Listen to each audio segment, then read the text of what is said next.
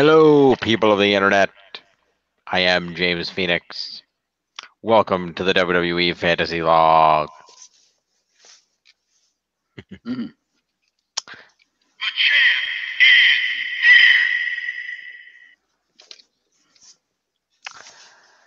Yes, this is the show where we recap the WWE programming and score it for our fantasy league. With me is Jeff. Hi. I am James Phoenix. I can't remember if I said that. Did I say that? I don't remember. Fair enough. Well, I said it again. Anyway, this is WWE Backlash 2018. It happened last Sunday. Widely regarded as a trash pay-per-view. It wasn't that good. But we're going to score it anyway because that's the thing that we do here. Yep, the main event was a complete abysmal failure, if you've seen the reports. Actually, the main event was pretty good. Yeah. The main I event didn't was say it sucked. I said it was an abysmal failure. There's a difference. Okay. Yo no comprendo. Yeah, well, I'll discuss it when we get there because, yeah, the news that came out of Backlash regarding that main event, holy shit, WWE, you done fucked up. Okay. But I'll talk about it when we get to the main event, or probably after we score the main event. Okay. Let's take a look at where we stand on the scores. I do apologize, unfortunately, because there was a delay and this starting Tiff could not be with us. Mm-hmm. That is my bad, and I apologize. All right, screen share, document. All right. So as we can see here, let's go over here to these. They're more colorful. So as you can see, in the lead is currently me, the Woken Warriors, at 2463, followed by Jeff, the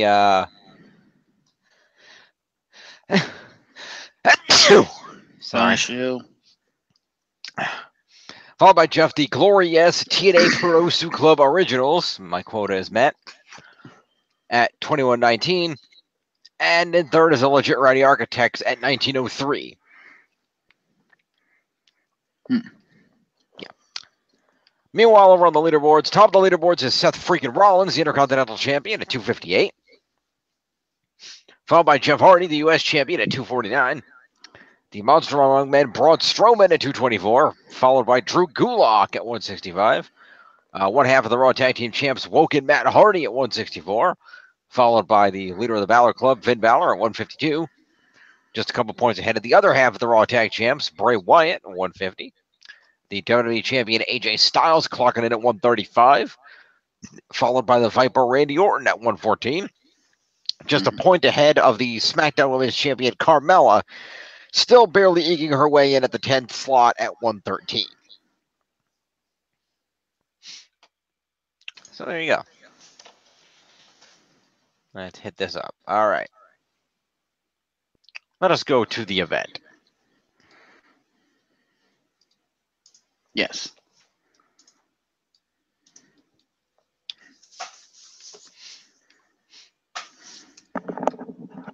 All right.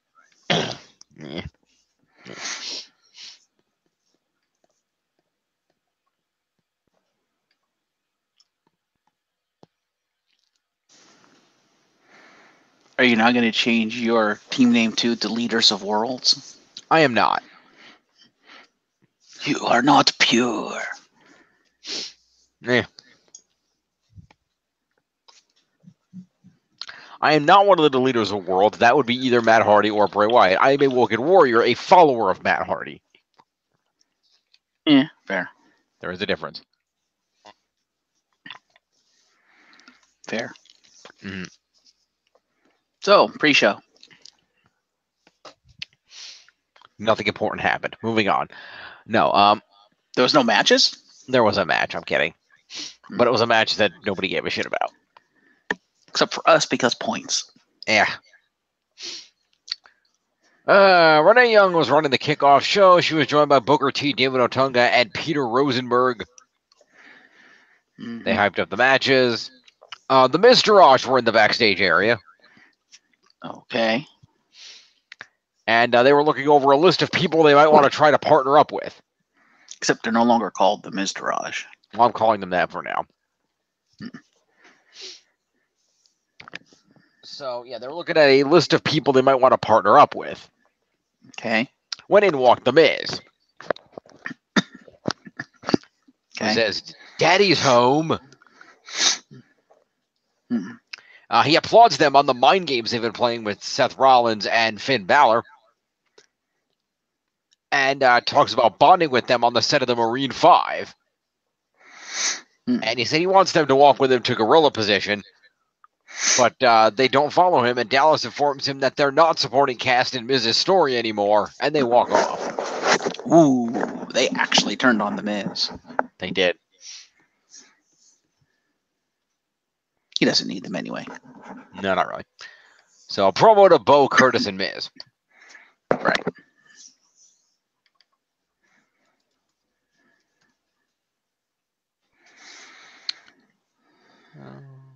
Curtis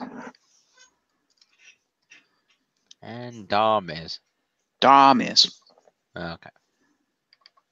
He is 91. Okay. Next up, we go back to the panel, and the Iconics interrupt. They come out and make fun of Peter Rosenberg and to say that tonight's show might become iconic.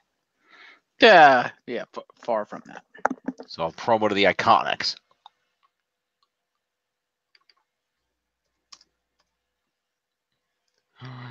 And Blake.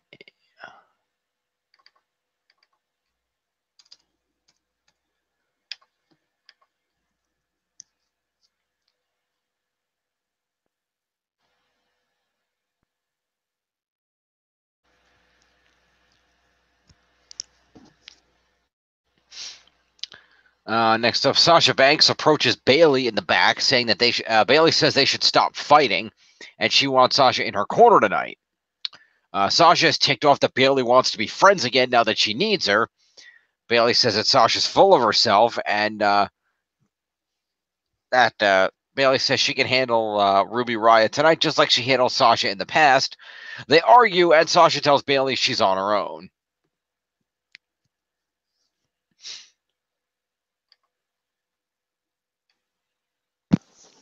Yeah. Suck it, heel, Sasha. Yep.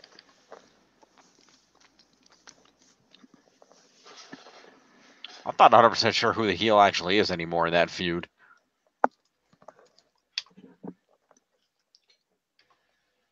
Well, considering what happened on Raw, I'm going to say Sasha Banks. Fair. We'll get to that on Saturday.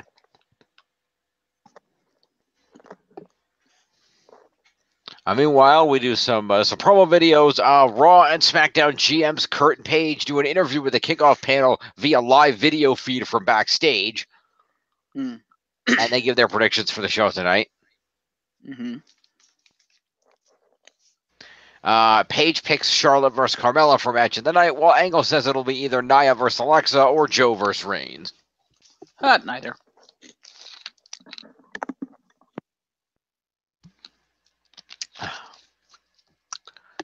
We go to the commentators for the pre-show match. The Raw commentary team for the match of Bayley versus Ruby Riott with the Riott Squad. Woo! Ruby Riott wins. Okay. Via repeated interferences by Liv Morgan. Woo, I get interference points. You do get interference points. I would also say I absolutely love Ruby Riott now. Okay. Saw her on Up, Down, Down. Nice. Number one, she looks a lot better as herself than with that horrendous over makeup that she wears as Ruby Riott. The Paige makeup? Yeah.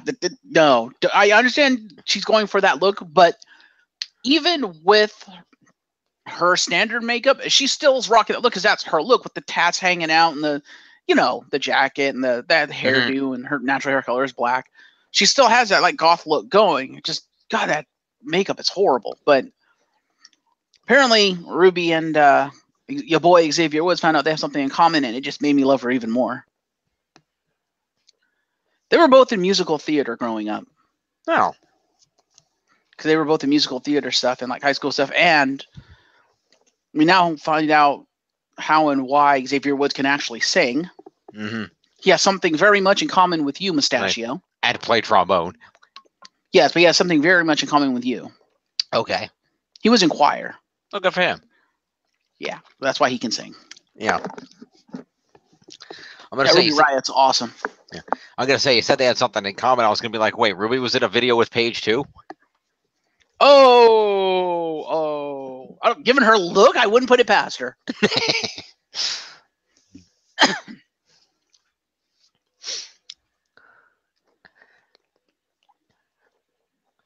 But yeah, Ruby seems like a pretty chill person. Mm-hmm. Keep it PG, unlike your boy Xavier Woods.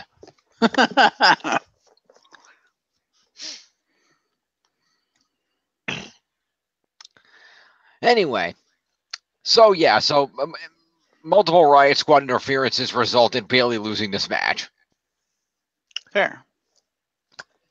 So Bayley is going to get to me. Yeah, Bayley's going to get 5 points for being in a. No, sorry, this is a pay-per-view. 8 points for being in a match, and 3 moves is 11 points to Bayley.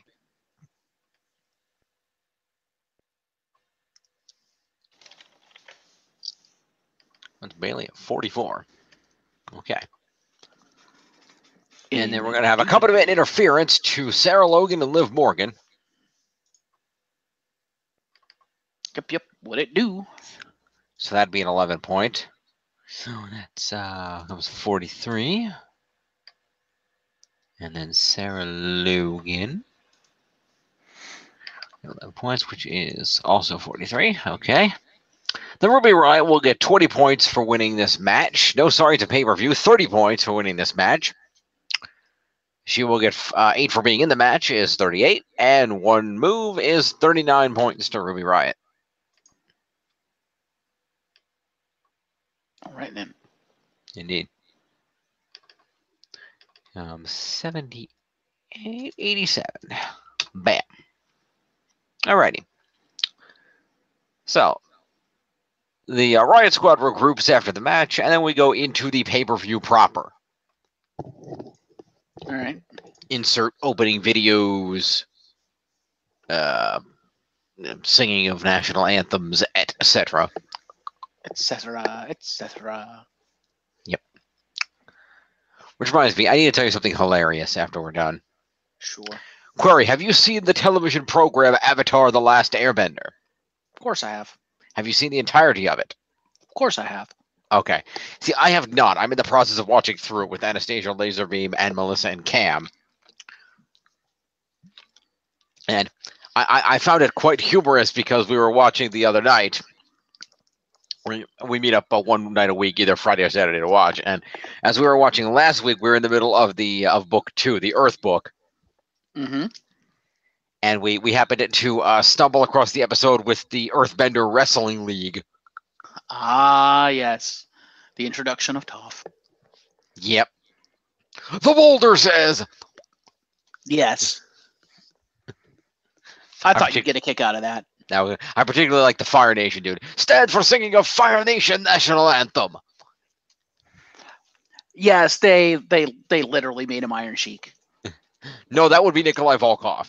Was that Volkov? Okay. Yes, Iron Sheik just came out and said, "Iron #1 USA Hawk Pui." And then Volkov says, "We will stand for the singing of Soviet national anthem." Fair. Yeah, so no, that was a Nikolai Volkov joke, which is quite humorous. Yeah. Anyway, so our opening that, huh? Our good friend Aeon says, "The Blind Bandit." Yeah. Hi, Dodgy. Hello. Anyway, our opening match of the program is once again the Intercontinental Championship. Seems to be its permanent position nowadays. Fair. And that's Seth Rollins defending it against the former champion, Dom Miz. Wait, so you gave all the points? Yes. Okay. I gave all the pre-show points. Calm yourself, Iago. Fair enough.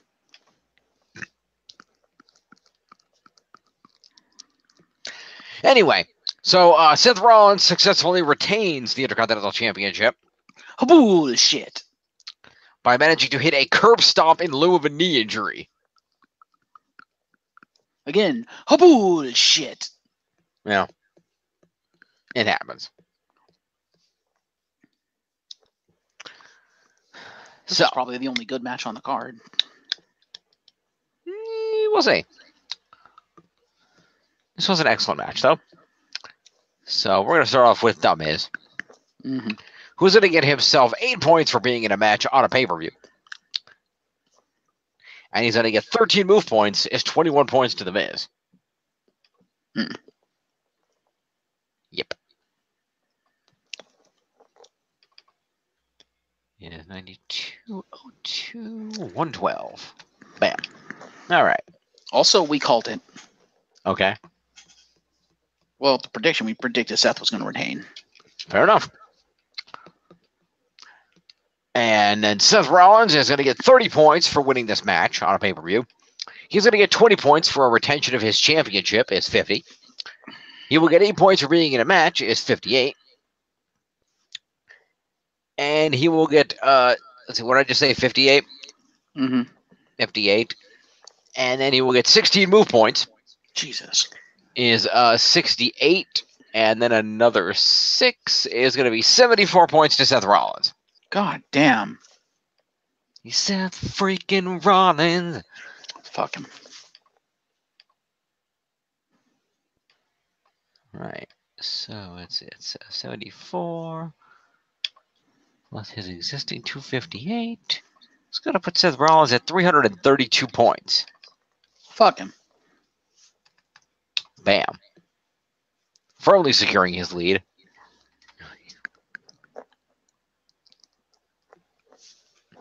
Wait a minute. Mm-hmm. Is that right? What did he have before? Oh, he's at 250. 258 plus 74? Hang on. 258 plus 74. Yeah, 332. Okay. That's what it is. That's what it is. Okay. Moving along. We see a video package about the Alexa Nia feud. Some reactions on Twitter. And then we have Nia Jax defending the Raw Women's Championship against Alexa Bliss. Again, we called it. Nia retains via Samoan drop. And no one gave a shit. Nope. Alexa gets 8 points for being in a match, and one move is 9 points to Alexa.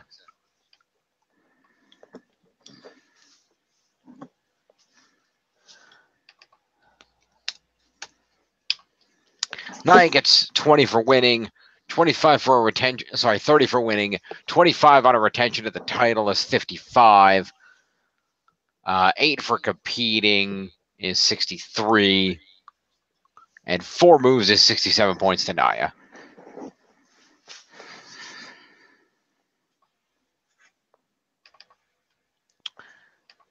Uh, 67 plus 49 is 116 to Nia. Like you need more points. Oh, you know what? I've had Nia pretty much since we started, and nobody saw fit to take her from me, and now it's biting you in the ass. Enjoy that. Moving along. Nia does an interview after the match with Renee Young, saying that the win means everything to her, and Alexa's moment of bliss is over. She cuts an anti-bullying promo telling people to be themselves, and that bullies always get their asses kicked. Promo to Nia. Was that her direct quote? Bullies always get their asses kicked? That's what the recapper says. Whether it's that exact quote, I don't know. That's not the message you want to be sending out there. That's right, kids. If you're getting bullied, go kick their ass. No! What the hell, WWE?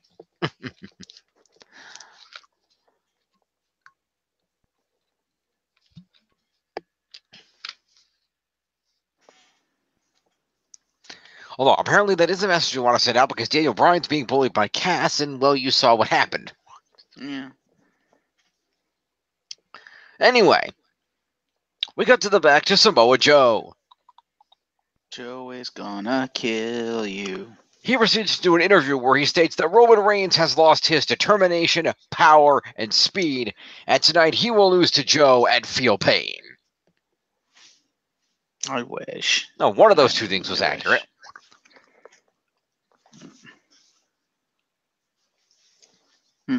Promo to Joe.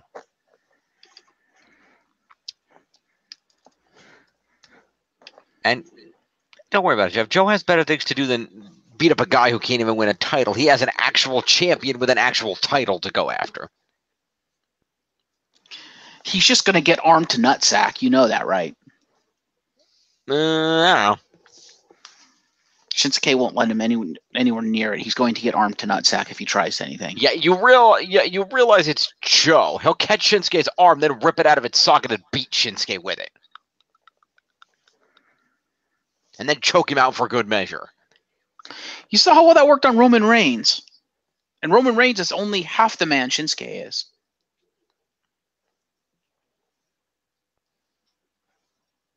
He's half the man, but he's twice the Hogan. That is true. He's more twice the Cena than twice the Hogan, but yeah. Well, that too.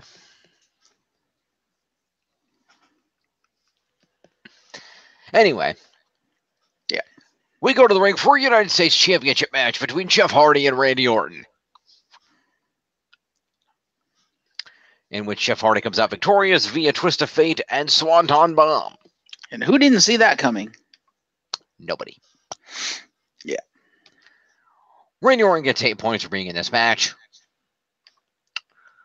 And 6 moves is going to be 14 points to Randy Orton.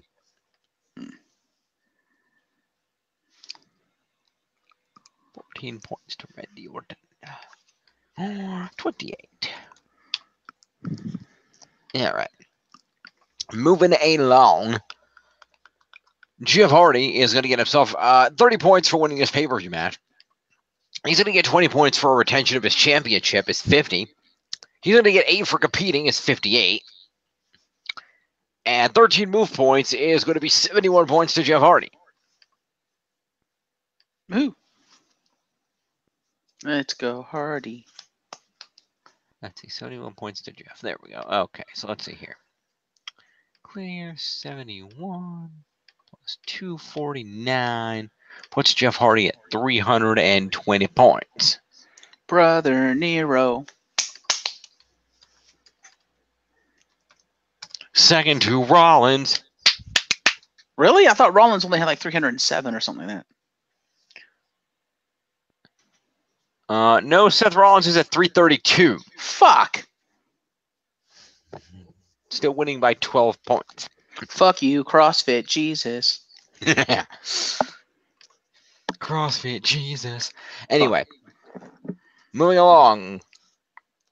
We clean up the ring. We show some commercials real quick. Mm-hmm. Including ads for the upcoming new season of Camp WWE, which you can see new episodes premiering every Sunday on the WWE Network for just $9.99. $11. What, they raise it? It's no longer $9.99. And how did that happen? A month. Probably beginning of this year.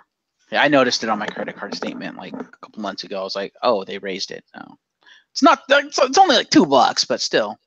Yeah, but still. Yeah. So nice. If they say $9.99, they're lying. It's $11 now. It would have been nice to know that.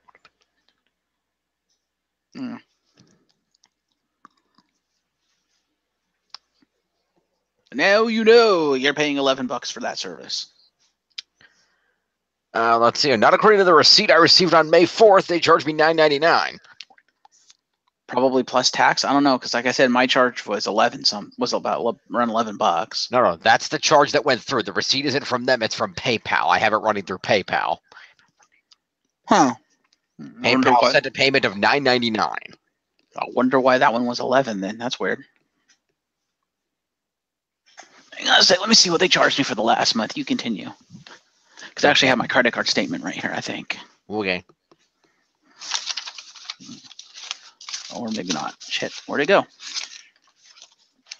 I don't know. Where did it go? No. There's one. That'll work. Oh, that is this one. Okay, good. That's the one I was looking for. All right, double E. What did you charge me? It says $10.95.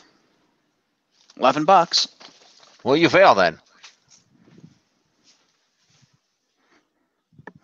Does New York have a sales tax? That is a good question. I don't know. I mean, Washington State has a sales tax, and that might be the difference. I mean, we have a sales tax, but I'm not sure if that shit applies. Fair enough. Yeah, that might be the $1 difference. Might be because of where we live. That is entirely possible. You know, our tax rate is like 8.8%, but I don't know if it applies to shit like that. Oh, fuck you. Ours is like 10%. Yeah, well, you suck. Yeah. Anyway, next match. Anyway, I pay less than you. So, no, we're not going to go to a match next. We're going to clear the ring, and would you like to ask the question? Wish I had a guitar. Boom. Who wants to walk with Elias? Apparently this evening, simultaneously, a lot of people and nobody. Yes. Elias is in the ring and attempts to sing a song about how shitty New Jersey is. He's not wrong. And for those unaware, they are in New Jersey. Yeah, he's not wrong. He talks about knowing Bruce Springsteen and how Bruce calls him the boss and gives him he gives Bruce advice. And how he talks to Bruce. Bruce talks about how he loves all the wonderful things that he's done in his life, but his one biggest regret is being from New Jersey. It's a good promo. You serious? He actually said that? He said that. Wow. Yeah, Yes, it's the Elias part. He said that's what Springsteen told him. Anyway, Elias sings a song about how shitty New Jersey is. Mm-hmm. And however, his song is quickly interrupted by the entrance of the New Day, who proceed to march out. And Xavier gives Elias props for his songs. Elias, offers them some autographs once he's done, but they're like, no, we want to jam with you. As the New Day has come out with instruments, including Kofi with Francesca 2. I should say Xavier with Francesca 2, Kofi with cymbals, and Big E with one of those large marching band drums that you carry on your chest.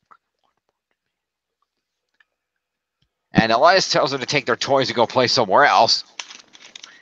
He orders the lights out and JoJo to reintroduce him, but he doesn't get very far past that before he's interrupted by Aiden English, who informs us that it is in fact Rusev Day. You got it right. It is Rusev Day.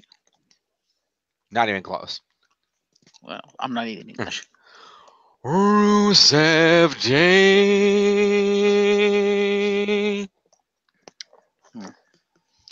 Rusev comes out, and Elias asks what the hell they're even doing out here, and Rusev informs him they are doing whatever the hell they want.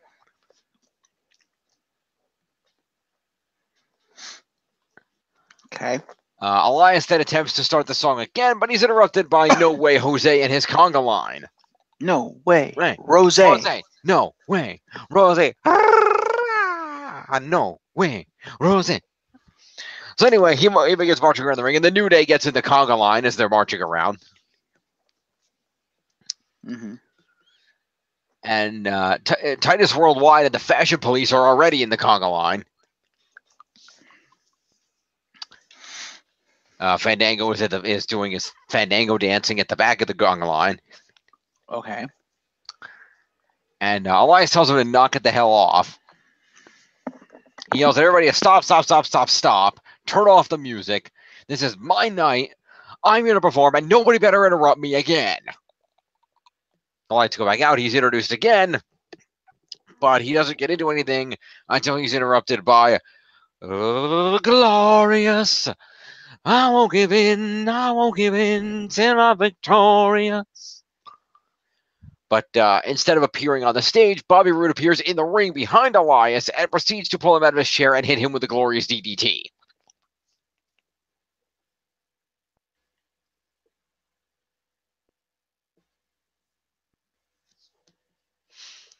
Bobby Roode then does the hand gesture to lead the crowd in a glorious, before then doing a DX-style point over at No Way Jose, who cues up the conga music, and they all conga out. Bobby Roode jumping in the back of the line and congaing in his robe. Including Rusev Day? As the entire conga line congaed up the ramp, Aiden English proceeds to walk with the conga line, but is grabbed by Rusev and pulled back. It was like, no. So who do you think is going to win in this feud? That is a good question. It could go either way. I feel like it makes logical sense for Bobby Roode to win, but I also feel like they want to push Elias. I can agree with that. I think they want to push Elias. I think Roode needs to win after they fucked him over on the United States title. This is true. Because he had like a one-day fucking reign. It's like, really? It was a few weeks, but yes, it was very short. It was like they just gave him like the pity title because they were going to trade him to Raw. Anyway. Which didn't matter a damn because the person they put it on got traded to fucking Raw and lost it on Raw. That was kind of the point. They didn't want to put it on Roode, send it to Raw, and have him lose it the day he got there. That would have been worse. They could have kept him on SmackDown. It made everyone happy. Yeah. Anyway. So promo to all these people. Sort of, kind of. Except for Roode, who gets an assault and a move. He gets a move point, yes. He only hits one move. We don't count one move as an assault anymore, remember? Oh, he only hit one. Okay. He only hit the glorious DDT. Anyway. I guess he gets a mini promo for doing the conga line thing, huh? Yeah, I'll throw him a mini. Cool. Anyway, Elias gets 5 promo points. Puts him at 104.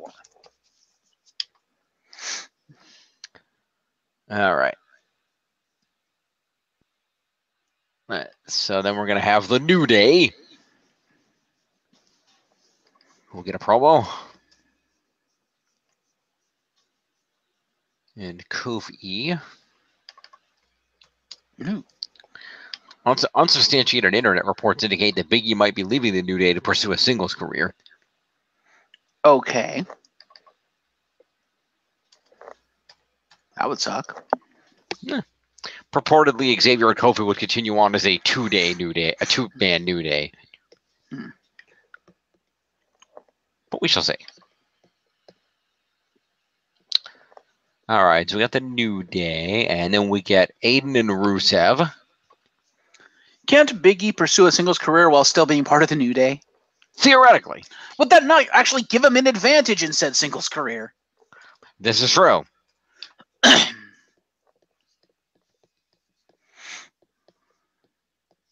Just to make Xavier and Kofi the official tag team of the group. There you go. Problem solved. Yeah. Which they kind of are anyway, because Xavier's the one that's been doing most of the wrestling. That's true. All right. So after them, we've got No Way Rose, who's going to get 3 because he didn't actually say anything. Right. He just conquered. That's 5. Going to put him at 64. And then 5 points to 3 points each to the members of Breezango and Titus Worldwide. Cool. Fandango. We've got Apollo up here. And statistician Dana Brooke.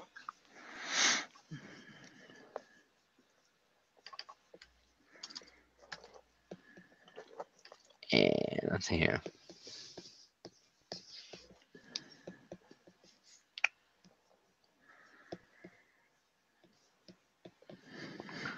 And let's see, I already got Fandango, so that just leaves Tyler Breeze. And lastly but not leastly, 4 points to Bobby Roode.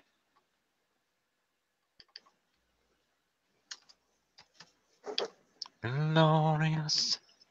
All right. We have a video package recapping the history for the next match, and then we have the next match, and it's Big Cass versus Daniel Bryan.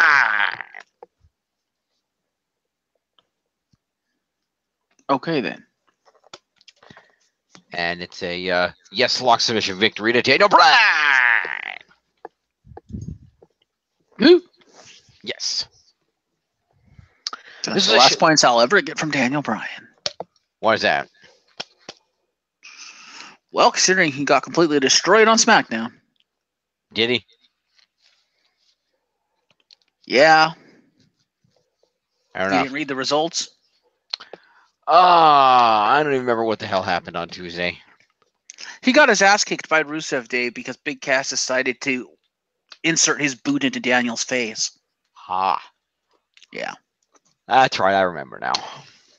Oh, well. Fuck you, Cass. Yeah. Daniel overcomes big dudes. It's his shtick. He'll be fine.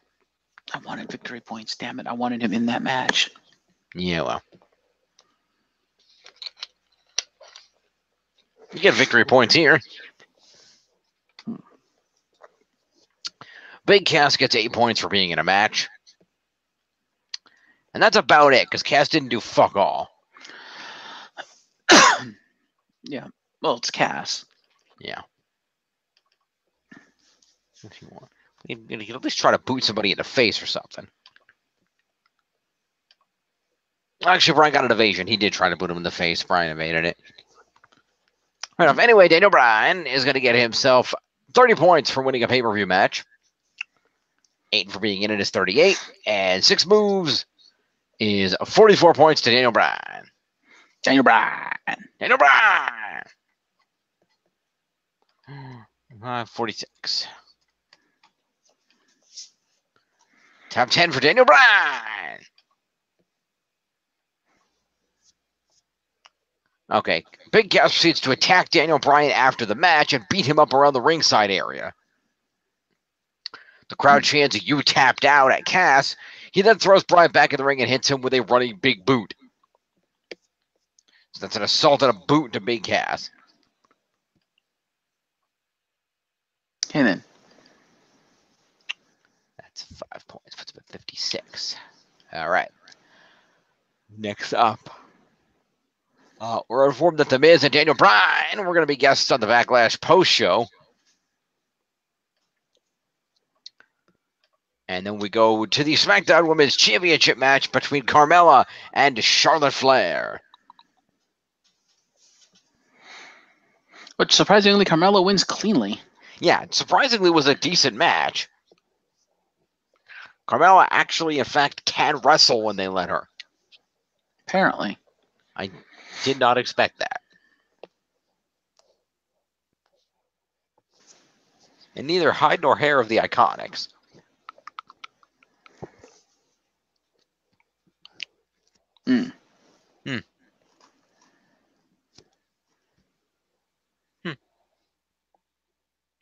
Anywho. Yeah. Oh, yeah. Carmella gets a retention out of this, a victory off of a Charlotte misjudging and missing a moonsault, and then Carmella kicking her bad knee out, rolling her up. Mm-hmm. So we will start this thing off with Charlotte, who is going to get 8 points for being in a pay-per-view match and 3 moves. It's 11 points to Charlotte.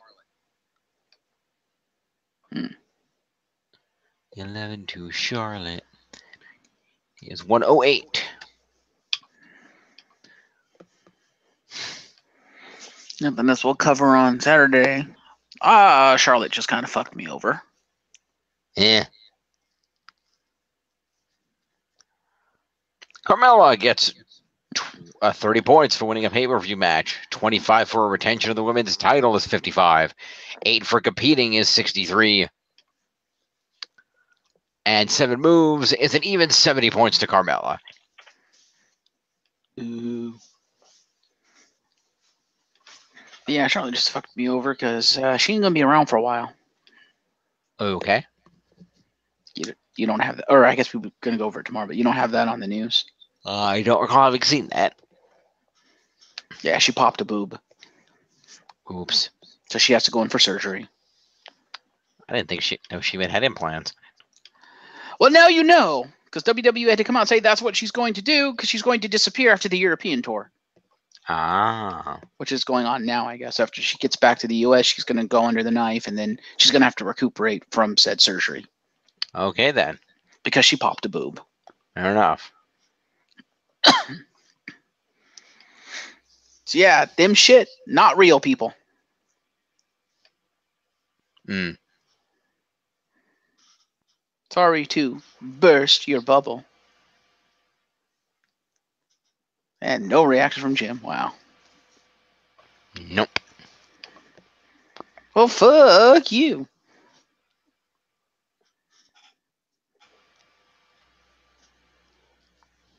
Anyway, continue before you fall asleep. Mm. Sounds like a plan. Next match. Yes, quite. Carmella retreats with the belt. We see a video looking at the history between the next feud.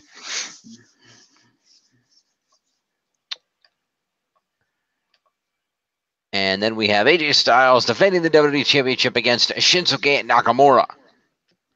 What the fuck?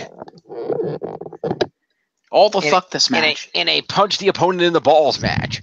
All the fuck this match. Pretty much. You're killing me here, WWE. You're fucking over all my points. What the hell?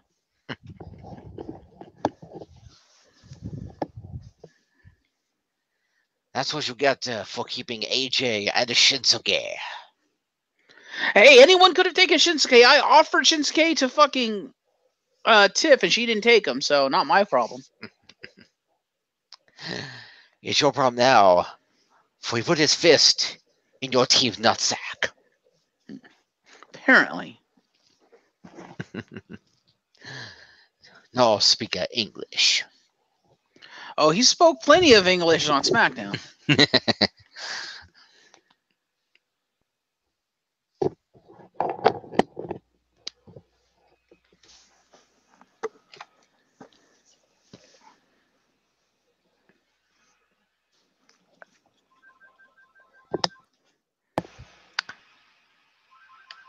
So yes, AJ and Shinsuke. Tell everybody what you didn't like about this match particularly. Oh, he just wants me to fill time. It's AJ and Shinsuke. We should be having great matches from these two, and WWE just refuses to give it to us, despite the fact that they're putting them in the feud now, when it should be like a WrestleMania feud. It's like, if you're going to give it to us now, give us a goddamn match. Don't just give us ball fest. Come on, man. I'm like, I'm not the only one that's pissed off about this. The general consensus for this match is it was complete shit because it was just more of the same. It was more just punching to the balls, and the general consensus is, why would you end a match like this? What the hell? I mean, you do it once or twice, that's fine. But when you do it consistently, and now you're having AJ get in on the act, it's like, come on. That's going a little too far. Yeah, this is making kind of a joke at the WWE Championship picture. Which is bullshit, because it's the far superior championship picture, because there's an actual goddamn champion. Yeah.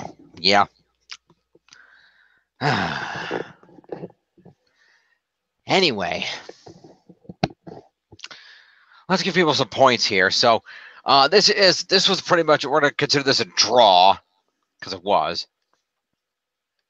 Like, if they're doing this for AJ versus Shinsuke, I shudder to think how they're going to completely fuck up AJ versus Joe. Yeah. Because if they fuck that up, they're going to lose everybody. Everybody will be pissed if they fuck that up.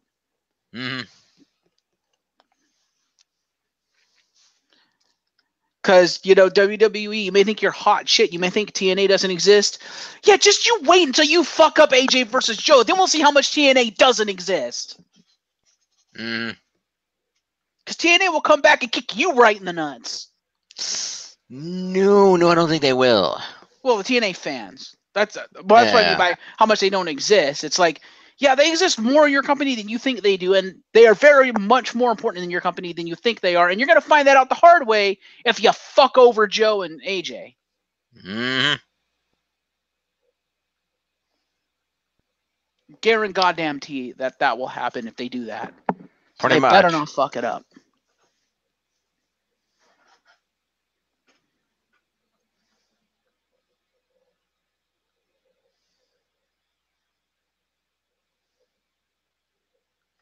Anyway.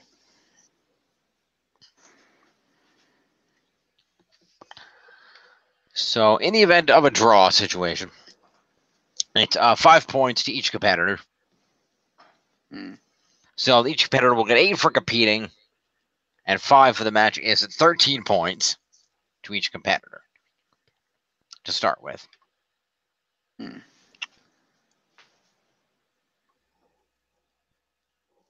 So, 13 points. So, does Shinsuke, AJ get move points for move steal? I was going to ask that. Because you know that's the only reason he did it. Yeah, I'll throw AJ 1 extra point.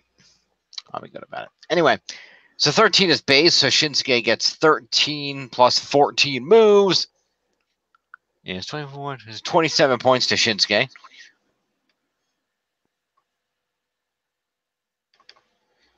$97 is 07, and another 7 is 114. Ooh. AJ is going to get himself, 25 for a retention of his championship. Then he's going to get the base 13 is going to be 35 is 38. And 8 moves is 44 points to AJ. Ooh. 74 and 5 is 179. All right. All right, so AJ recovers at ringside.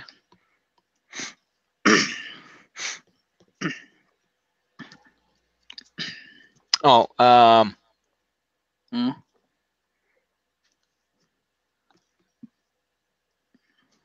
that reminds me. There was a. They each get 3 points for a steel chair used. Oh, hey, this is a specialty match. Was it? It was a no disqualification match. Oh, okay. Specialty and weapon. Woo! Paige announced that on SmackDown. Oh, that's right. So, more points. Right. So let's see. So they each get 3 for use of a chair, and they each get let's see, a specialty would be another 3. So 6 extra points to each. Because nobody won, so nobody gets specialty victory. God damn it!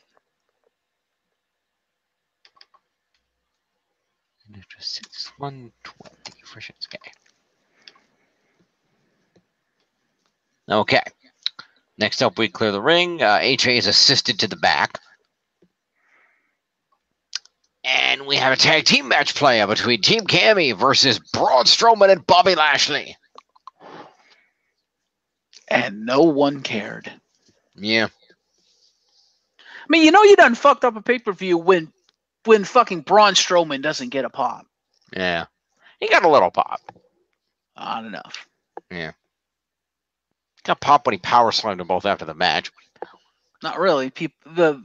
From the reports I saw, what people were saying, and I don't remember it too vividly, but that they were saying, yeah, the crowd was completely dead, and they were saying, it's bad when the big Braun Strowman spot doesn't get very much of a reaction. They were saving their energy for Joe. What energy? Everyone left. That's the whole problem with that match, but we'll get to that. Okay. Anyway. So, Strowman and Lashley won this match. Specifically, Lashley got the pinfall off a suplex. According to what I've read here. So, Team Cammy will go first. Kevin Owens did nothing this match, so Kevin Owens is just going to get 8 points for being in a pay-per-view match. He was just a beat slut.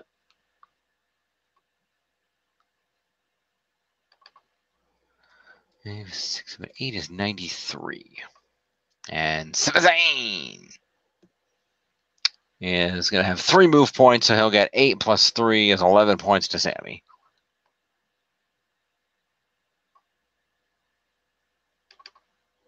Okay, 75. Cool. And then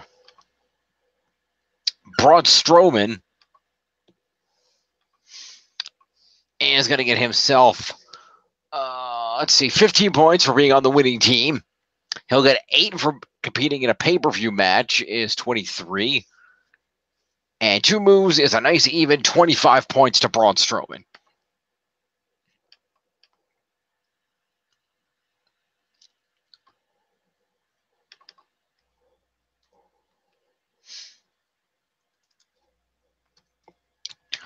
$249. And Bobby Lashley gets 30 points for winning a pay-per-view match. He gets 8 for being in it, is 38. And 2 moves is a nice even 40 points for Lashley. Okay. And post-match, Owens gets power slammed, and then Sammy gets power slammed, and those move points have already been counted. We have a promo for the Money in the Bank pay-per-view this year. And then a video package looking at the history between Joe and Reigns before we go into this evening's main event, Samoa Joe versus Roman Reigns.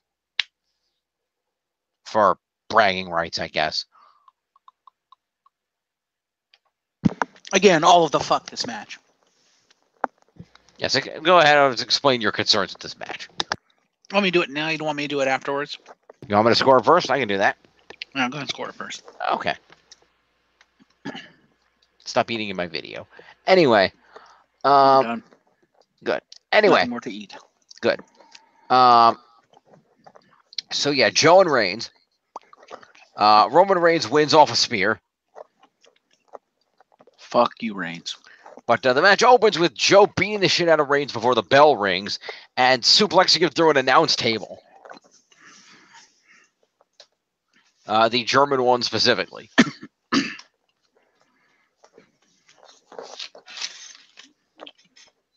But to be honest, I was watching this, and when he did that, I'm like, wait, are they? Because it was getting really late at that point. I mean, they went about a half hour over the normal time, and I'm like, so wait, are they just not going to have this match? But then they had the match. I'm like, oh, okay. Yeah. Well, that was a bad choice on their part, but we'll get to that. Fair enough. Anyway. So, Samoa Joe. Start with Joe. The rightful winner of this match. Sure. Samoa Joe, let's see, he's going to get himself 8 points for competing in a pay-per-view match. He's going to get 4 points for being in the main event. It's 12. He's going to get 5 for a table spot. It's 17. And 13 moves is a nice even 30 points for Joe. That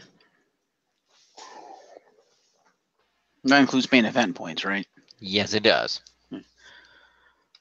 I put Joe at 103. I mean, you know it's bad when Roman Reigns had to blatantly no-sell the entire beatdown when he realized he was getting no reaction from the crowd. Mm-hmm. Because, you know, there was supposed to be the whole when he was in the Coquina Clutch of the fans were supposed to will Roman back to life, but Roman realized he was getting no reaction and literally had to Ultimate Warrior. And I'm like, fuck you, Joe. You just got a humongous, Reigns. Fuck you, Reigns. You just had a humongous beatdown from Samoa Joe. And you're just going to fucking do that? No, fuck you. Mm-hmm. About the fans, my ass. You give zero shits about the fans, Reign. Mm-hmm. If he cared about the fans, he wouldn't have done that. He would have realized the fans weren't getting behind him, and he wouldn't have powered out of it. Maybe try to figure out some other way to do it, but you don't just go, well, fuck the fans, I'm going to do the finish anyway. No, if you truly care about the fans, you wouldn't have done that. Mm-hmm.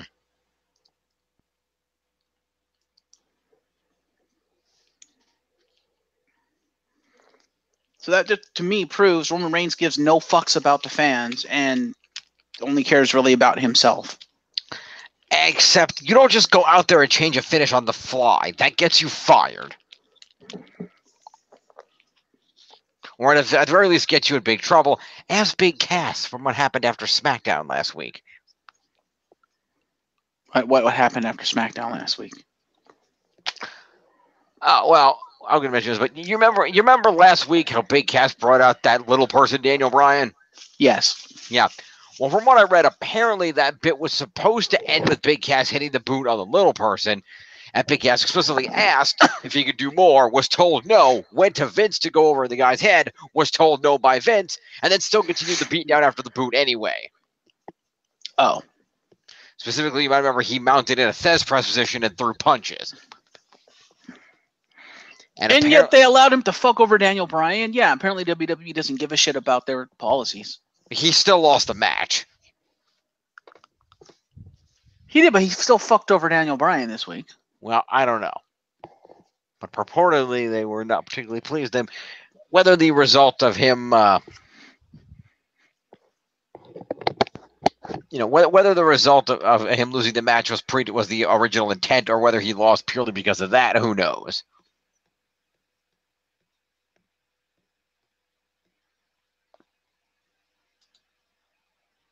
I certainly don't. But anyway, give yourself all the points and declare yourself the winner of the season already. Yeah, not quite. You know you're winning this season. There's no way we're catching you. I don't know this at all. It's a foregone conclusion. But anyway, give yourself points. We're ending with SummerSlam. Yes, the next appearance of Brock Lesnar. You're guaranteed the main event win. Maybe. Well, unless he drops. But then he's probably going up against one of yours anyway. Yeah. Anyway, because the rumor right now is that he's going to go up against Strowman, so you will probably get the main event win regardless. Mm-hmm. By the way, I point out to you that Cass got to do a little beatdown on Bryan after the match, but he still lost the match, and he wasn't on SmackDown. No, Cass was on SmackDown. He cost Daniel Bryan his match on SmackDown. No. That's what it sounded like they were saying, because quite literally on WWE's YouTube channel, on they have a video about like Rusev's like celebrating his win stuff and saying, does Rusev owe Big Cass a thank you? So I assume that meant that Big Cass came out and cost him the match. No, does he owe Big Cass a thank you for beating the shit out of Bryan and weakening him at the end of the pay-per-view? Oh. Was, I believe, their intent. But no, Big Cass was not on SmackDown. So Rusev just won cleanly? Fuck that. I mean, they had a hell of a match. It was an amazing back-and-forth submission match. Still, they had Rusev win cleanly. What the fuck? Over Daniel Bryan? Really? Well, the idea was that Bryan came out and was selling a ribs injury from the beginning of the match because of what Big Cass did to him. So the idea was that Rusev was just targeting already injured ribs and took advantage of it.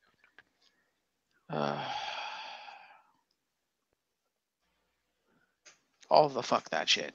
Because Bryan went for the running kick, and Rusev caught him, hit him with a gut buster, and then hit him with a Machka kick. All of the fuck that shit. Yeah.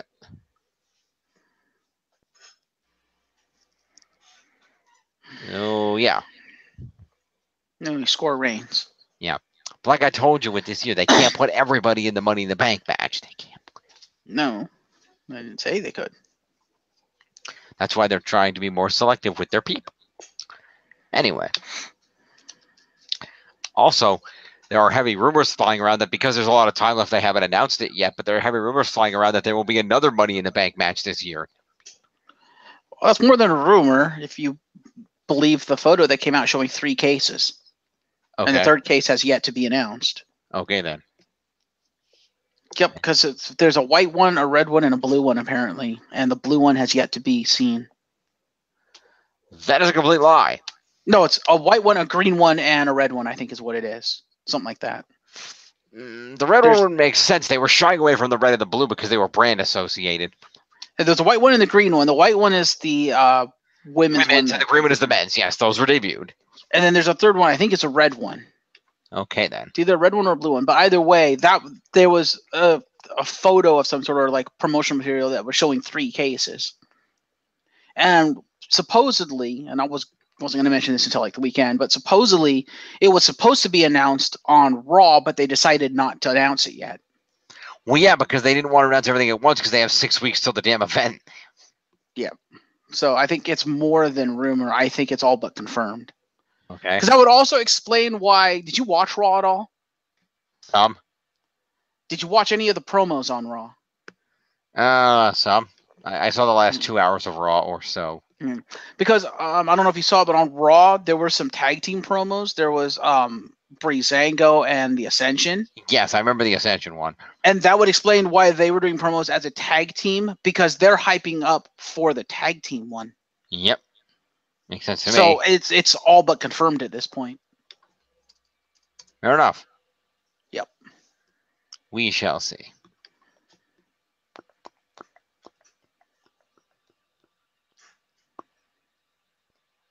Yet another way to fuck Jeff over. Yeah. You know none of my teams are winning it, because all I have are the Ascension and the Club. Neither of them are winning it. Unless the Usos get put into it. But I don't know, because aren't they still in a feud with the Legend Brothers? Kinda, sorta, maybe? Now, it's possible Xavier and Kofi get put into it, and they might win it. Possible. We shall see.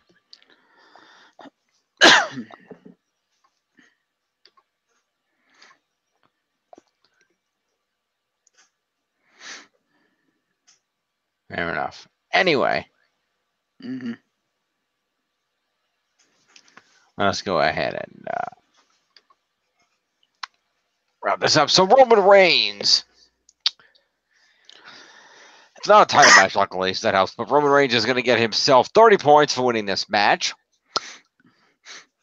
He's going to get 9 for being in and winning the main event, is 39. He's going to get 8 for competing, is 47.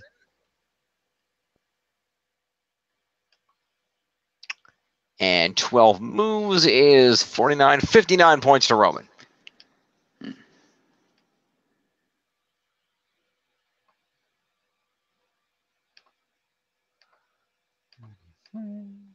Plus 59.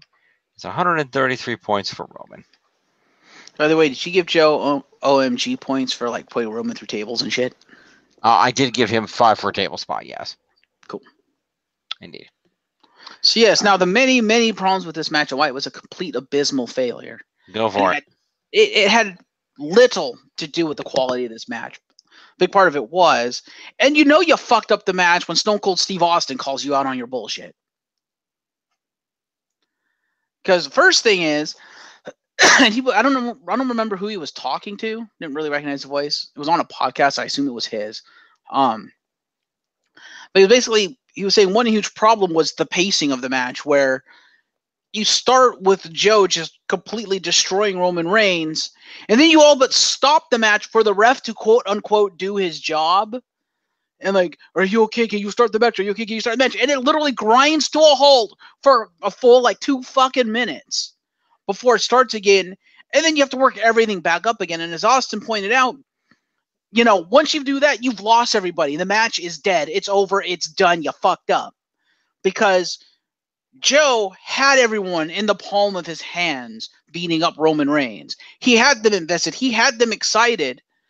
And then when that match stopped to pander to Roman Reigns and to basically, you know, quote unquote do his job, no one gave a shit because you weren't going to recapture them in your hands. It just wasn't going to happen. But that wasn't the only thing that killed this match. The second was the timing of the match, whereas you pointed out earlier, Jim, that this match went a half an hour over. So people were fucking tired, and they already didn't give a shit because of Roman Reigns. Add in also the fact that this was the main event, and there was a lot of people who called bullshit on that. It was like, no, this never should have been the main event. The AJ versus Shinsuke should have been the main event. And people kind of understand that, okay, well, because of the finish they wanted to use for AJ Shinsuke, it wouldn't have worked as a main event. But then people correctly argue, don't use that fucking finish. Give us an actual goddamn match between AJ and Shinsuke. But regardless, Reigns versus Samoa Joe never should have been the main event. It's a cross-branded match, cross-promotional match, with nothing on the line, no stakes, no one gave a shit, no one likes Roman Reigns. Why would you make this your main event? Aside from Vince trying to push Roman Reigns when it's clearly not working, and he's too old and senile to realize it's not working. And it completely backfired in his fucking face. And then, as if that wasn't bad enough, you go back to how late this match started. First of all, you could tell after the match, quote unquote, officially started, no one gave a shit because of the chants they were throwing out. Just completely random shit because no one cared about the match, including "this is boring" and stuff like that, all the way up to "beat the traffic." And that brings me to the final point of, you started, you got to the match late. It went over, and you tried to elongate the match, but you also have to realize you're in New fucking Jersey, and your shit's going late, and people aren't going to stay for your bullshit, especially if they have to go run and catch a goddamn train or some shit, or beating the traffic, because normally when this ends, it ends at the right time to go catch trains and to basically be able to get home at a decent time. If your shit goes late, people aren't going to stay. And especially if it's a Sunday night and you have families out there and it's a school day the next day, they are not going to stay for your shit. They will fucking leave. And when you actually watch the match, there's one point where it cuts to the crowd. And it doesn't cut to the crowd, but it's showing like Roman Reigns stuff. And you actually see behind him people leaving in droves for various reasons. Again, as I stated, they didn't give a shit about the match. They said, fuck this match. They had to go for logistical reasons, whatever it is. Either way, because of all of this stuff, this match was an abysmal fucking failure. Because the only thing that ended up happening in this match is half your crowd fucking left. The other half that stayed didn't give a shit. So you fucked up royally, Vince. This match, complete shit. You fucked it up. Regardless of the quality of the match, this will go down in history as one of the worst matches ever produced by WWE. So that's why this match was a complete abysmal failure. Because it just failed on every single front. And the quality is arguable. Because the match itself was okay. But, again, Reigns winning really served no purpose. Aside from just pissing off the fans even more. And, serving Vince's agenda. Which, I'm sorry, that's the last thing you should be doing if you care even one iota about your fans. Because it's the one thing your fans hate. Get it out of your head that they stay for Roman. They don't. They don't give a shit about your golden boy Roman Reigns. They stay for everyone else but Roman Reigns. And don't try to get people to stay longer than they're supposed to be there on a fucking Sunday night. That's just fucking retarded. Especially when you're trying to push yourself as a family organization, a family product. Families aren't going to stay later than they absolutely can because fucking school and shit the next day. If it was like SummerSlam or some shit and it went like half an hour later, that's fair because there's no school the next day, so they may end up doing that. But there's still the logistical issue of trains and stuff because, that shit doesn't run 24/7, Vince. That shit doesn't run on Vince time. Sometimes you gotta go, you gotta go. If you gotta get to the train station to get home, you gotta get to the train station to get home. You can't just wait another half an hour because there won't be a train to take you home. So, yeah, fuck this match. And fuck Vince McMahon. Yeah, I'm not sure about the trains in Jersey. I can tell you the trains on the New York side of the river run pretty late into the night, even on a Sunday. But I don't know about the Jersey trains. Well, all I can tell you is this all came from various sources, compilations of sources ranging from people who attended the event, from journalist people like Meltzer and other people, from Stone Cold Steve Austin himself, just from all over the place. All these reports. Meltzer's an asshole, so let's not even go there. He is, but I mean, most of the reports came from just people who were at the show who were like, yeah, no one gave a shit, and people had to leave to catch, I don't know if it was like trains or boats or whatever they had to catch, but they had to go catch shit that was on a strict schedule, or, if they had stayed the extra half an hour, they would have to stay another half an hour later to catch the next train, which they weren't going to do on a Sunday night, Yeah, that way night trains are running about every hour. So yeah, you would if they were going to stay till 11:30, they wouldn't get in a train till midnight. Which you can't do on a fucking school night. Meh. So just everything together, just no. And the fact that Vince was so adamant about Reigns must get over, we have to give Reigns match time. The one time he should have called an audible, he didn't. And that's why this pay-per-view went down as the worst pay-per-view ever. And I'm not saying this one match ruined the entire pay-per-view, no. But it was a huge factor of it, is all I'm saying. And it was definitely the worst match on the card and one of the worst matches, if not the worst match in WWE history in the history books by the fans because of all of this. I'm sure there have been others that have been as bad, if not worse, but this is pretty fucking bad and very, very poorly handled and mismanaged.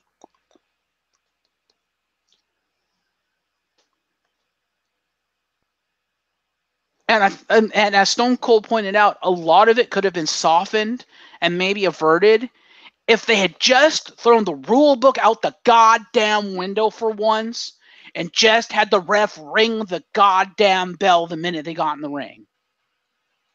But because the ref had to just stop the action completely and be like, are you okay? Can you go? Can you go? Can you go? That's when everyone turned and walked out because they were like, oh, so you don't care about hooking us. Okay, I'm out of here. I don't have time for this shit. Yep. So, Vince, maybe you should hire the Texas Rattlesnake because apparently he can do a better job managing your company than you can or booking your show than you can.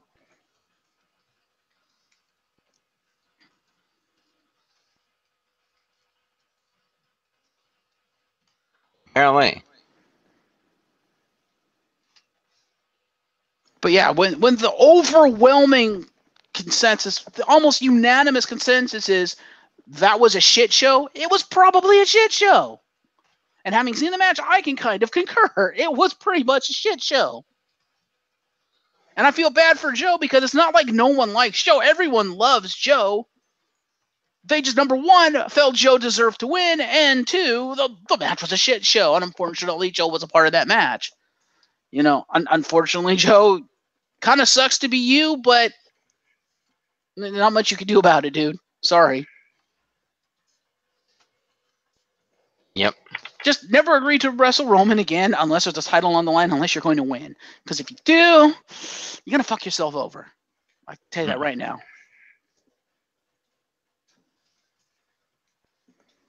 Yeah, but of course it's Vince, so he will never learn from this, and he'll probably repeat this and keep ramming Reigns' spear down our throats. Yeah. And people will just steadily cease caring about his product. Because that is what's happening right now. He's just driving fans away. Aside from the hardcore fans like us who, for whatever reason, decide we're going to stick around and just take the beating. Thank you, sir. May I have another?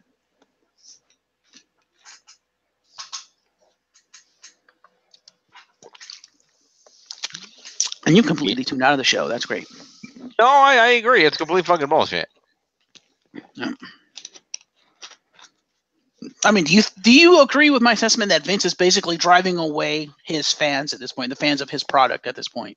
Assuming that it is Vince, yes. Whoever's doing it is driving away fans. It's Roman Reigns. It is Vince. Because let's be honest, Reigns is Vince's golden boy. Mm-hmm.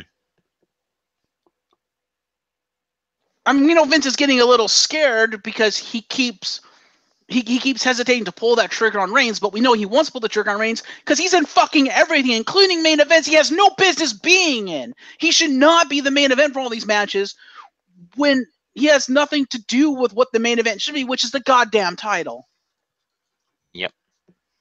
Except if I tuned into to a big AJ versus Shinsuke main event and it ended with both guys kicking each other in the balls and the match ending, I'd be really fucking pissed off that I stayed through that.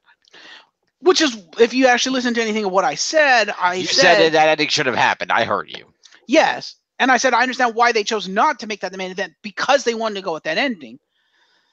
Which is why I said you should have changed the ending, you could even made it a dirty ending, just don't make it a fucking draw ending. Mm-hmm.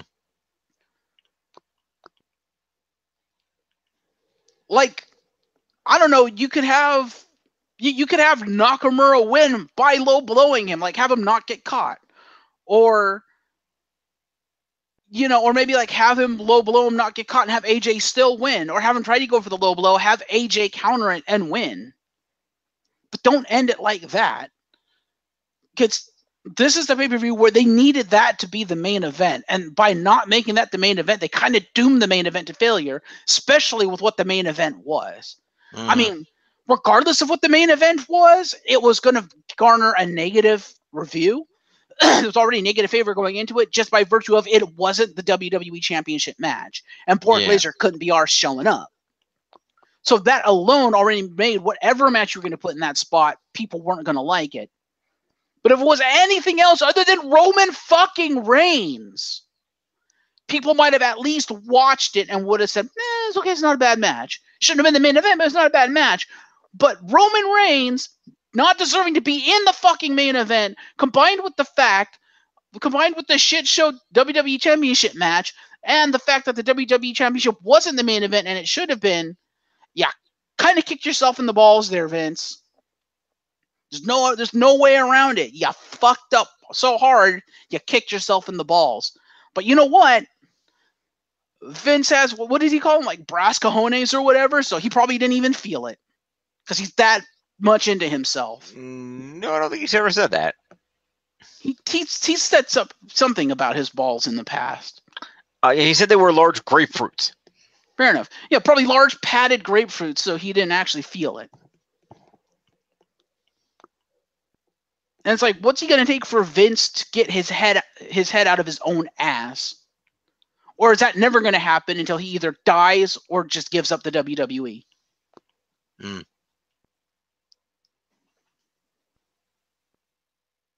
Because this, I think, is one of the worst, if not the worst thing he's done so far in terms of quality of product. Like, this is fucking terrible.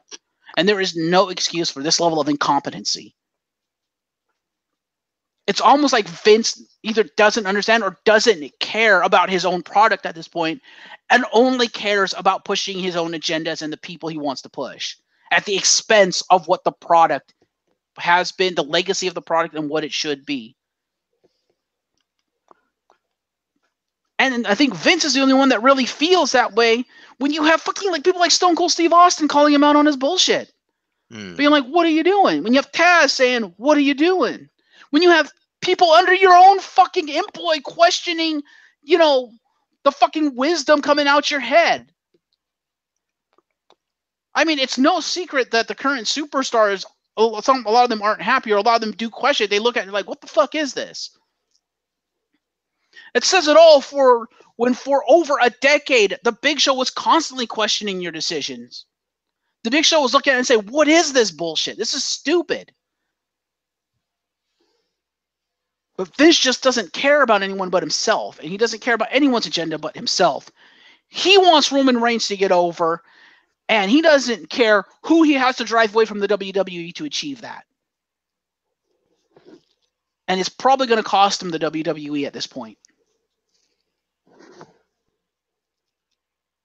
And it's the fans and the superstars that are going to suffer because of it.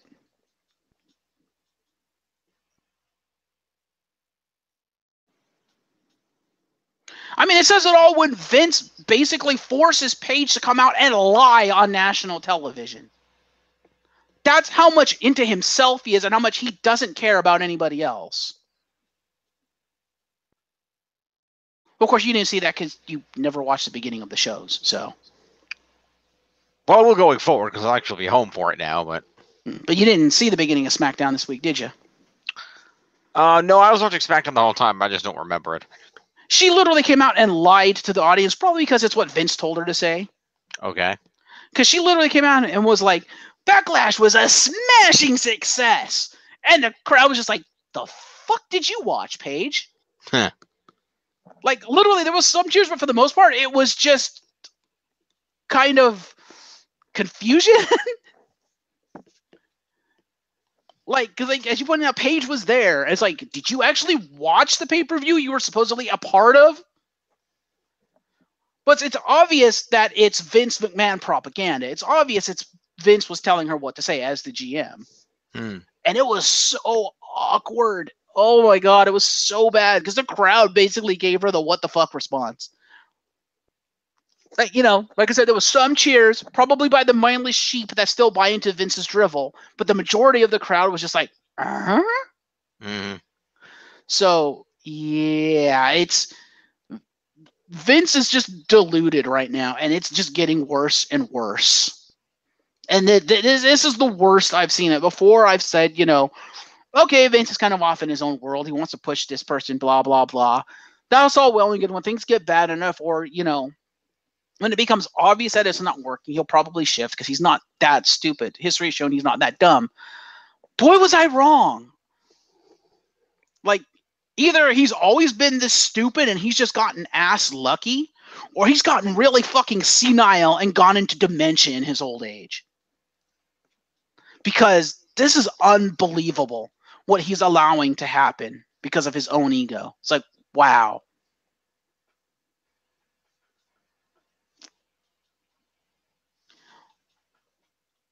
Like, oh, I'm waiting to see Money in the Bank because it's either going to be an utter train wreck or it'll actually be good and maybe kind of salvage the unmitigated mess that Backlash was.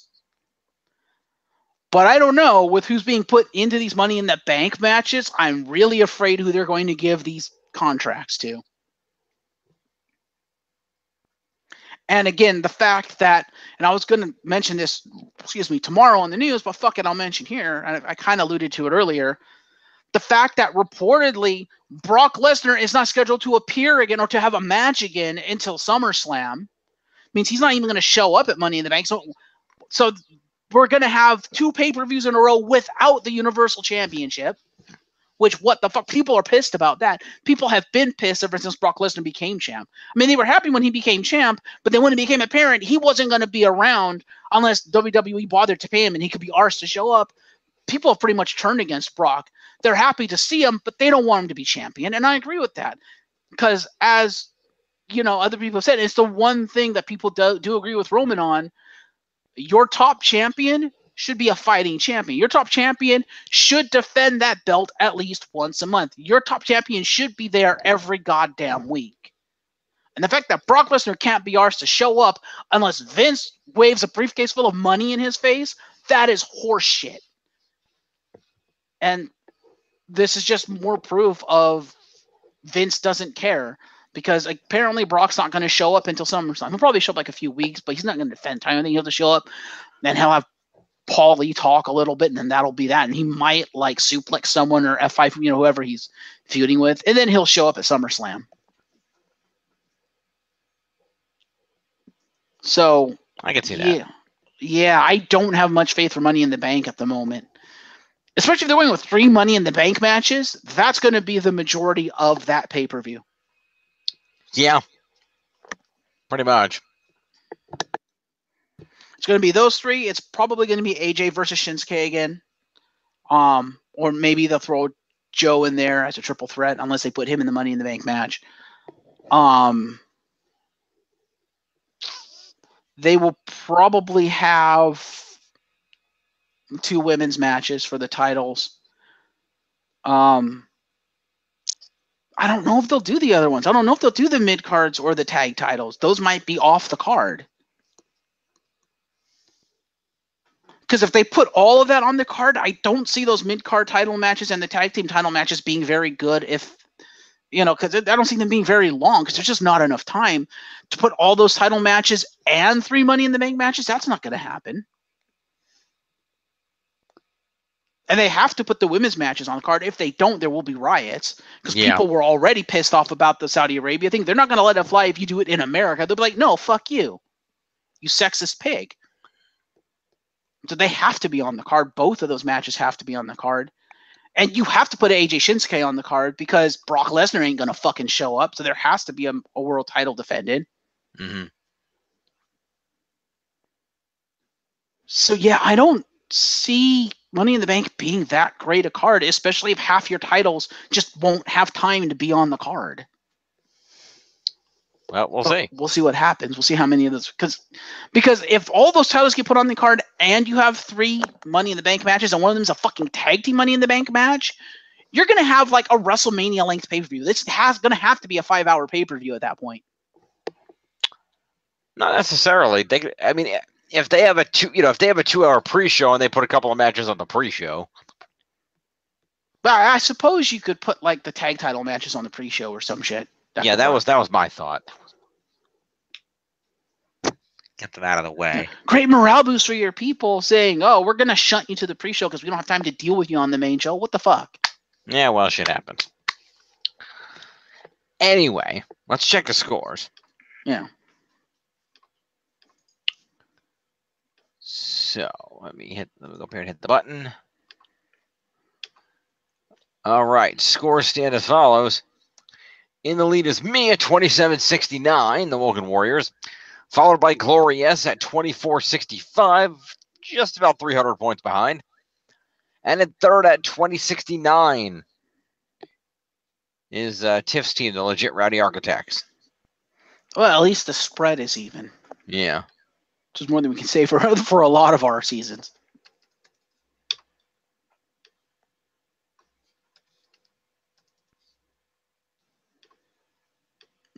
And don't forget to throw Backlash on there. No shit, Sherlock.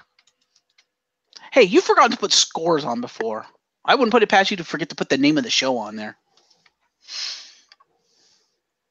Maybe next time I'll just forget to invite you to the podcast.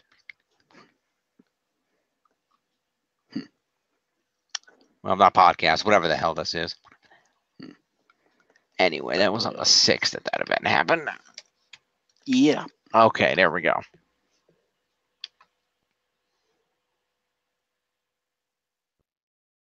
First official pay-per-view, second if you count Greatest Royal Rumble of the season in the books.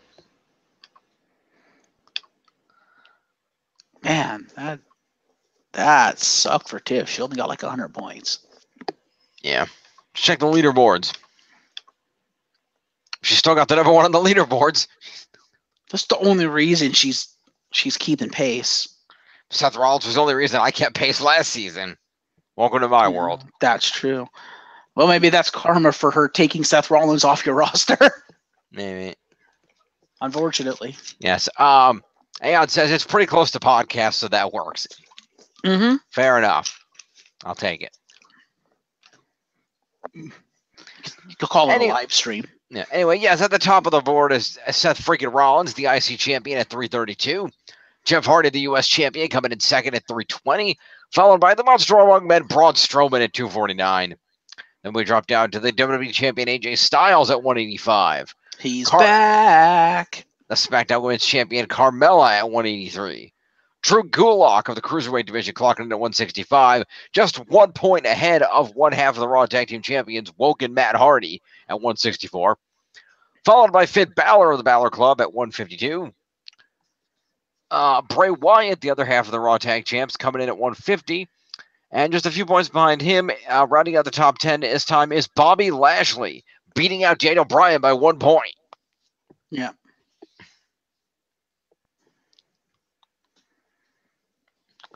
So there you have it, bottom half folks. of the top 10 is very close. Actually, most of the bottom, like 1, 2, 3, 4, 5, 6, like bottom 7 of the top 10 are very close. Everybody from AJ down. Pretty much. So there you go. Yep. Wonder what they're going to do with Randy, because he's kind of in limbo right now.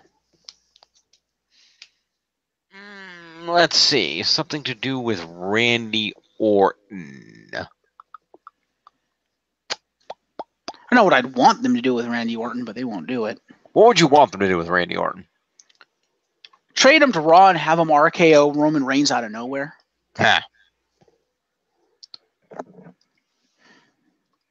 Be like, Roman, you think you're hot shit? You think you're a legend? Well, I'm the legend killer. Nice to meet you. Yeah. Let's see. If anything, Randy Orton will what can Randy Orton do? Randy Orton can have a feud with Andrade Almas. For what? To get Andrade over on the main roster. I suppose. That could work. They do that. I suppose. Or Randy Orton can go feud with The Miz. But I thought The Miz was supposed to feud with Daniel Bryan. Oh, that's true. Fair enough. After Daniel Bryan picks apart Big Cass. Right. Well, if they're going to go forward with AJ Joe, Orton can go feud with Nakamura. Well, I assume it's going to be a triple feud. It's going to be AJ Joe and Nakamura, because Nakamura's not going to let it go. Could be. What a hell of a feud, actually, if they booked that right, the three of them. Yeah. Can you imagine the kind of matches those three would put on? Yeah. Orton can go feud with Shelton Benjamin. Isn't he already feuding with Shelton Benjamin? Is he feuding with Shelton Benjamin? I thought it was kind of a three-way feud between like Shelton Benjamin, Jeff Hardy, and Randy Orton. True. Fair enough.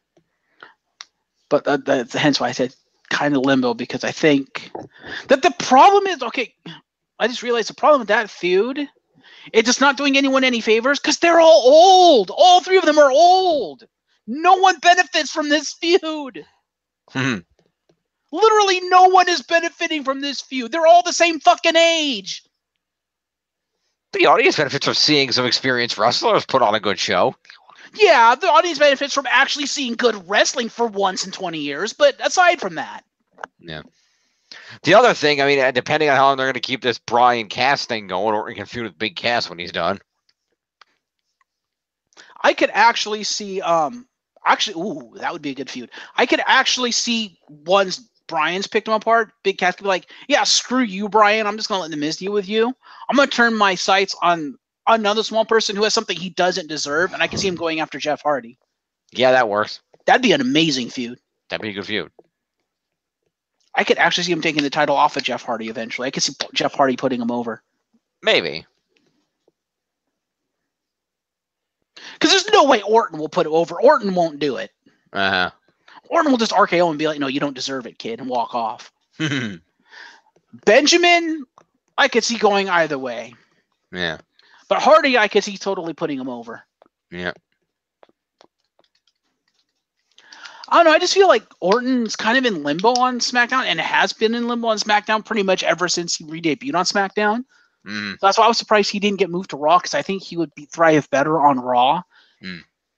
Because, no offense to SmackDown, they have great talent and great feuds going, but none of them are conducive to Orton. And Raw has more of the... SmackDown has more of the wrestling feuds and more of the better talent, but Raw has the spectacle feuds. Raw has the, they have Brock Lesnar and Roman Reigns, for God's sake. True. And that's more the environment that Orton thrives in when you put him into the huge spectacle matches, when you put him against the larger-than-life people, not the really technical person. Because Orton's not a technical wrestler by any stretch of the imagination. You put him in the ring with someone who can actually wrestle, like Daniel Bryan, he's going to look dumb.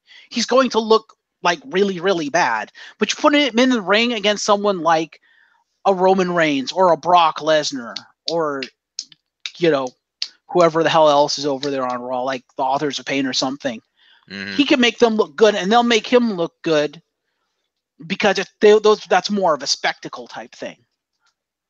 Because Orton's always been about the spectacle. He's never been about the technical wrestling, ever. Well, if he wants somebody who has at least about the spectacle and technical wrestling, and if they think that he can pull it off, or if they want to give him somebody down the line, they could have Orton start. They could have Orton start something with Sanity when they debut. Orton would need a team. Try telling that to Orton. Orton, you're not in your 20s, dude. If you were in your 20s, I'd say yeah, you could probably take on all of Sanity. You're fucking like 40 something, dude. You're not taking on all of Sanity. Don't even think about it. Yeah. You're old, man. You know they will destroy you. I mean, if you think about it, this is the most telling thing. Orton had to get the fucking Wyatt family out of the way to take on Bray Wyatt. Orton, the legend killer in his 20s, wouldn't have cared and would have just RKO'd all three of them and pinned Bray anyway. True. Orton in his 40s, the family man, just too old to do that. He tries to do that, the rest of the team's going to beat his ass. Yeah. True. Just an idea. It's a good idea. Like I said, that he probably Because who the hell else is Sanity going to feud with? They're not going to feud heel Sanity against the heel Bludgeon Brothers. So what? They're going to not if Biggie's pursuing a singles career. Have him go take out Eric Young, because Eric Young is like the leader. He's the like singles career guy. Have Big E go beat his ass, keep him busy. Maybe. We'll see. I was going to say the Usos, considering they're good in the ring and they've kind of got nothing to do now. True. Well, they could get into a faction war between them and then, like the Usos and the New Day can team up like they did against the Bludgeon Brothers. They could. They have options. They do. SmackDown has a lot. SmackDown has a stacked roster, man. They, in my opinion, SmackDown has the better roster. Which is fair. Though I think Raw has the better women's roster. Or, see, if they had already announced Joe, I would say, or they debut Eric Young immediately challenges AJ and it turns into a Sanity versus Club feud, but that's not going to happen. So, because Joe's already in that slot. I could see that happening if they take the title off of AJ. Okay. That's actually a really good idea. That's a fantastic idea, actually. But you have to do two things. One, you have to take the title off of AJ. Okay. You can let like Joe and Shinsuke feud over that or something. And you have to get rid of the damn Good Brothers gimmick and make them the Bullet Club again. Make them badasses. Because when you have them badasses like that, then they become a good rival to Sanity. But if they're a complete fucking joke of nerd, no, that does not play well against fucking Sanity. They're just going to look like jokes compared to Sanity. Fair enough. But that's actually a fantastic idea. I could see that happening. Like, I could see, like, Eric Young costing AJ the match, and that's why AJ goes after them. Yep. Damn, that's actually a really good... And that's why it's not going to happen, because it's actually good. Fair enough. At any rate, let's go ahead and wrap this up. Yeah. All right.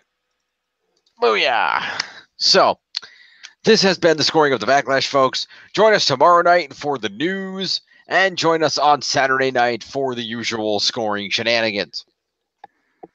Yeah.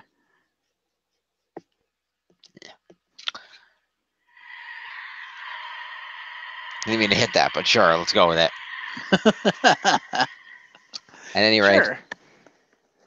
Thank you, Jeff, for joining me. Tiff, sorry we didn't get this done early enough so you could join us, but hopefully we'll see you at least on Saturday. Yes. I am James Phoenix.